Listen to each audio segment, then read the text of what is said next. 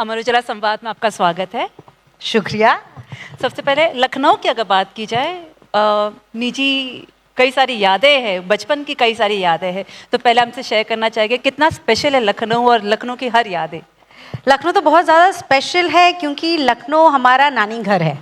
तो बचपन में जितने भी हमारी स्कूल की छुट्टियां होती थी, हम लोग शताब्दी से वो टमेटो सूप पीते हुए, ब्रेड स्टिक उसमें डुबाते हुए, किताबें पढ़ते हुए लखनऊ आ जाते थे। और वो जो भी स्पेशली समर वेकेशंस, बहुत गर्मी होती थी, लेकिन उस गर्मी में भी और I am talking about this must be 35 years back, तो तब का लखनऊ बहुत ही अलग होता था। और खाना इज़ समथिंग जो मुझे तब भी बहुत मज़ा आता था। और कल मैं लखनऊ आई और मुझे सबने सजेस्ट किया कि कहाँ कहाँ क्या क्या खाना चाहिए, तो कल से वही ऑन है, right from golgappe to cold coffee. और आज हमने बक्सा, खस्ते और आलू खाए। Oh my god! और वो खा के मेरी खुशी आप मेरी शक्ल पे तो देख ही पा रहे होंगे। चलिए, संवाद की अगर बात की जाए, इस बार हमारा थीम आपके साथ जो है वो है नई सोच की एक्ट्रेस। श्वेता, अगर इस नई सोच को अगर डिफाइन करना चाहोगे, ओवर द इयर्स कितना बदलाव आया है आपकी सोच में, और जब नई सोच हम कहते हैं कितना डिफ़िकल्ट है नई सोच के साथ एंटरटेनमेंट इंडस्ट्री में सस्टेन करना?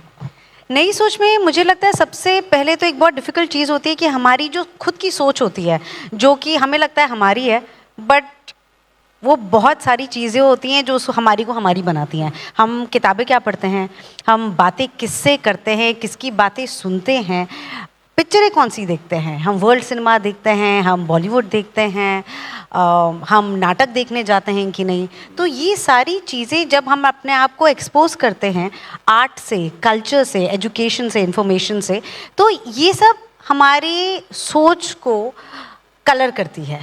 तो मैं बहुत ही लकी रही हूँ क्योंकि तो मेरी मम्मी लखनऊ से हैं, पापा आईएएस ऑफिसर लखनऊ में वो प्रोफेसर रह चुके हैं। तो बहुत ही एकेडमिक बैकग्राउंड है मेरा।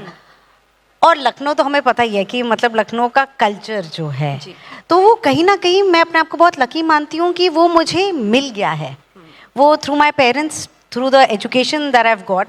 तो मेरी सोच बदलती रही, और सोच को बदलना बहुत ज़रूरी है क्योंकि जैसे कोई भी सॉफ्टवेयर होता है, हमारे फ़ोन में होता है, हमारे लैपटॉप्स में होता है, हम उसको अपडेट करते हैं, हम उसको अपग्रेड करते हैं।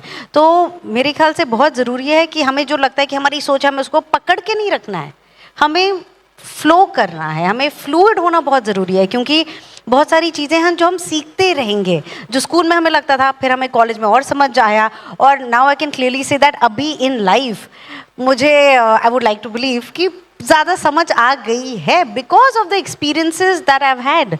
सो डरिए मत नई सोच से, और कोई आपको ज़बरदस्ती करके तो नहीं कह रहा कि भाई यही सही है या ऐसे ही करना है। तो आप देखो, आप ट्राई करो कोई चीज़, आर्ग्यूमेंट से, डिस्कशन से आप डरिए मत। और ऑल्सो एक चीज़ मैं कहना चाहूँगी, let's be patient with each other. और सोच में क्योंकि ये बहुत ज़रूरी है कि हम सुने, और उससे भी ज़्यादा ज़रूरी कि समझें कि जो सामने वाला है वो कहने की क्या कोशिश कर रहा है। आप एक ऐसी इंडस्ट्री से बिलोंग करती है जो पूरे ग्लैमरस है, एंटरटेनमेंट इंडस्ट्री हम इसे कहते हैं, लेकिन आपने एक अपनी एक अलग पहचान बनाई। जब मसान से आप जब आए तो काफ़ी रियल कैरेक्टर था, लोगों ने आपसे एक्सपेक्ट किया कि आप रियल ही रहोगे, और वैसे ही आपने किया। अब इस सोच को ग्लैमर इंडस्ट्री में टिके रहना आपके लिए शुरुआत में मुश्किल था? मुझे लगता है ये भी हमारी सोच होती है, या फिर एक एक्टर से, एक्ट्रेस से क्या एक्सपेक्टेड है, जो कि ठीक है, लेकिन आप खुद कौन हो? अगर आप अपने को ही भूल जाओगे तो आपको बाकी लोग तो पहचान ही नहीं पाएंगे।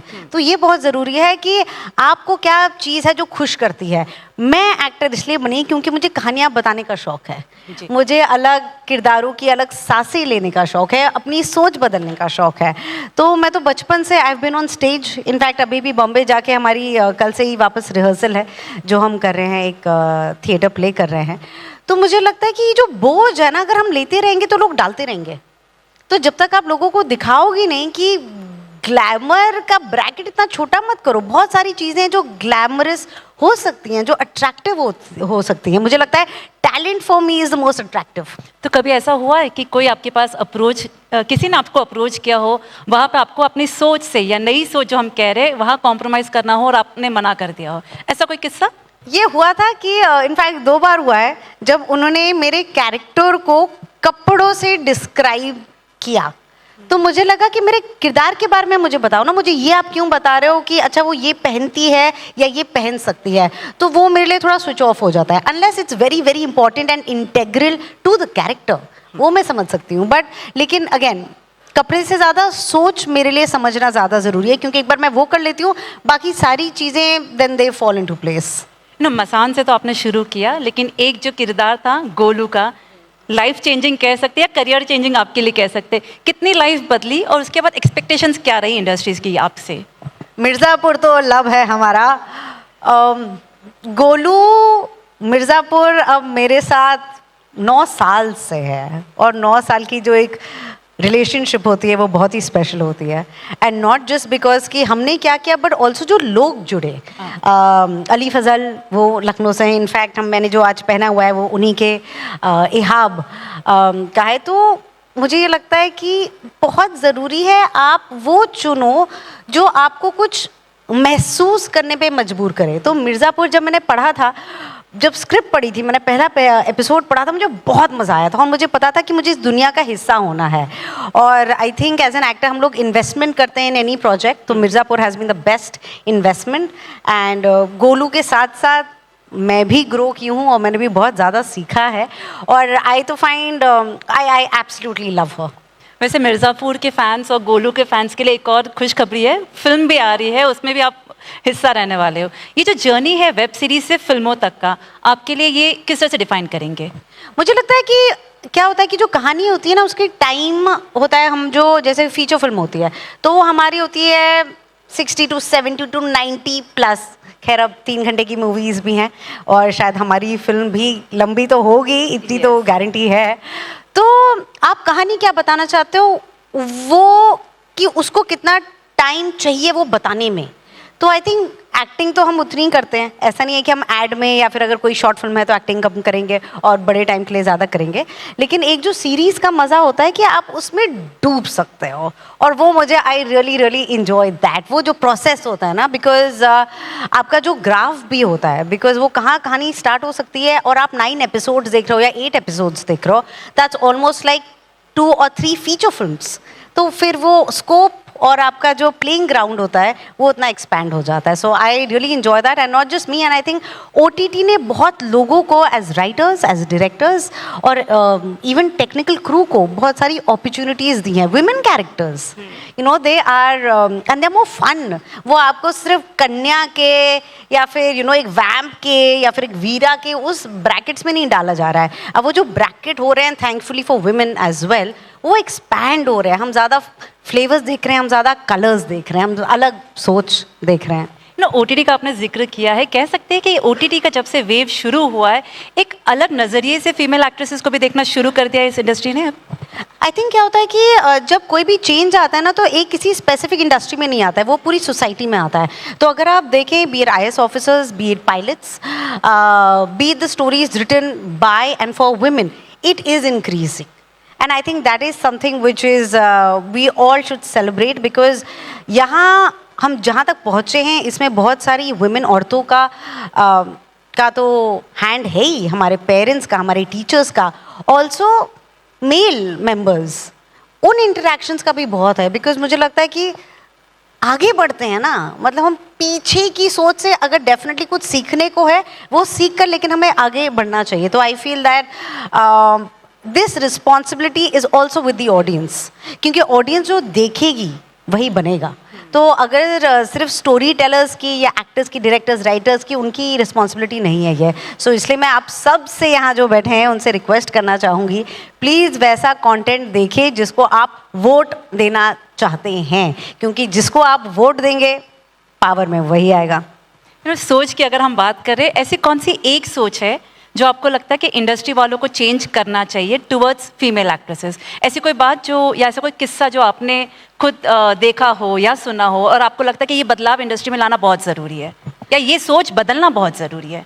I think right from contracts, अगर कॉन्ट्रैक्ट में भी, क्योंकि मेरे साथ हो चुका है जहाँ मेरे मेल एक्टर को और मेरा कॉन्ट्रैक्ट हमारा एकदम ऐसा जीरोक्स कॉपी था, बट वो सिर्फ पेपर तक ही था। तो वहाँ पे जाके मतलब जब मैंने देखा और मैं उनसे पूछ भी रही थी कि ये तो सेम है ही नहीं, तो उनको ना somehow लगता है कि उनको दिखता ही नहीं है। आई थिंक एक तो दिक्कत वो है, लोगों को दिखाना बहुत ज़रूरी है, तो वो आपको समझाना पड़ेगा, हमें पेशेंस लगेगी, टाइम लगेगा एंड नो प्रॉब्लम, लेकिन हम आ चुके हैं और हम कहीं नहीं जा रहे हैं। एक शिकायत हमेशा रहती है फीमेल एक्ट्रेसेस की, ज़्यादातर जब हम बात करते हैं, वो होता है पेमेंट को लेकर। क्या श्वेता को कभी ऐसा लगा है कि जो उनके को एक्टर है वो शायद डिजर्व नहीं करते थे, बट लेकिन वो मेल एक्टर है तो उनको उनकी फीस ज़्यादा थी और कहीं ना कहीं डिसअपॉइंटमेंट देखा है आपने? Actually I have been very fortunate, जितने भी मेल एक्टर्स के साथ मैंने काम किया है वो मेरे बहुत ही करीबी दोस्त हैं और बहुत ही बेहतरीन, सिर्फ कलाकार ही नहीं, बहुत ही बेहतरीन इंसान भी हैं। और आपके जेंडर के हिसाब से आपका मनी नहीं डिसाइड होना चाहिए। आपका काम कितना है, आपका एक्सपीरियंस कितना है, ये बहुत सारी चीज़ें होती हैं, उसके हिसाब से डिसाइड होना चाहिए। तो मेरे लिए ये बहुत ज़रूरी होता है। बट ऐसा होता है इंडस्ट्री में जेंडर पेमेंट की? नहीं, देखिए इंडस्ट्री में तो डेफिनेटली होता है, वो मैं डिनाई नहीं कर सकती, लेकिन मैं वो बात कर सकती हूँ जो मेरा खुद का एक्सपीरियंस रहा है। एंड अगर if there is somebody who is at the same level of experience and popularity and how many views और votes that the person is getting, क्योंकि आजकल एक्चुअली पहले से भी पॉपुलैरिटी तो बहुत ही एक इम्पॉर्टेंट फैक्टर है इन काम मिलने में, और जो काम मिल जाता है उसके बाद वो पैसे मिलने में।